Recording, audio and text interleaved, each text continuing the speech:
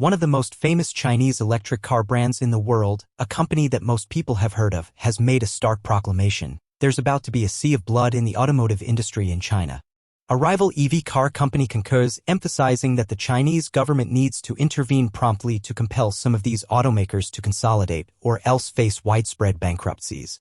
Is this assertion accurate? Absolutely. 91 electric car manufacturers simply cannot endure. It's an absurd figure. Already, one of them has essentially gone bankrupt. I reported on that a few weeks ago. They've laid off nearly all their staff, retaining only a skeleton crew.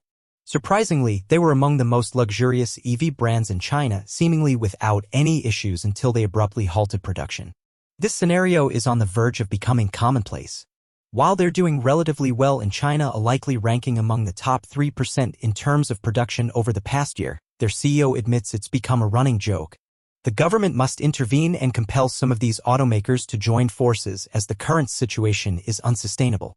These bankruptcies could trigger a financial tsunami in China, where we've already witnessed Evergrande's colossal collapse, wiping out over $500 billion. Numerous property developers and car dealerships have gone bankrupt or closed their doors, including established brands like Jeep and Mitsubishi. Doing business in China has become daunting, whether you're a legacy automaker or a native one, unless, perhaps, you're backed by CATL. The CEO of Chinese electric vehicle manufacturer Zhang has announced plans to unveil 30 new and updated EV models over the next 3 years, a staggering 10 each year for a smaller company. How they'll manage this is beyond comprehension, especially considering they've never turned a profit since their founding in 2014. However, their survival might be attributed to Volkswagen Group's acquisition of a 5% stake for roughly $1 billion, providing a significant cash infusion. But how long will this injection sustain them? It's uncertain, especially considering the CEO's recent message to employees forewarning of a sea of blood in the next year due to cutthroat competition in China's oversaturated market. Indeed, the EV industry in China is facing turbulent times ahead. The automotive sector in China is booming with remarkable success.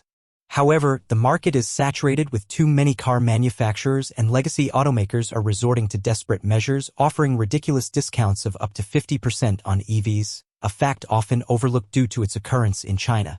Even to their staff, these massive discounts are being extended, perhaps in hopes of keeping things quieter internally, akin to what Lucid did in the United States.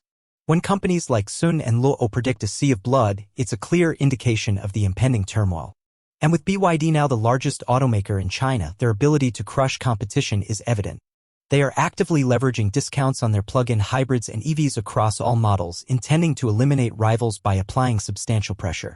In a free market, this kind of shakeout is necessary, as it could weed out the underperforming manufacturers that hinder industry progress. Simultaneously, many Chinese automakers are redirecting their efforts towards exporting cars, taking advantage of less intense competition abroad.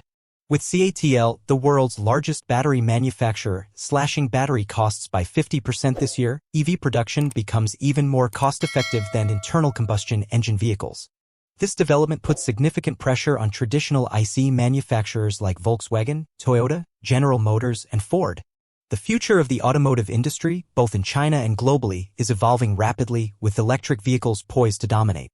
As CATL's battery cost reduction makes EVs cheaper to produce, the dynamics of the market are set to undergo a seismic shift. Thanks for watching.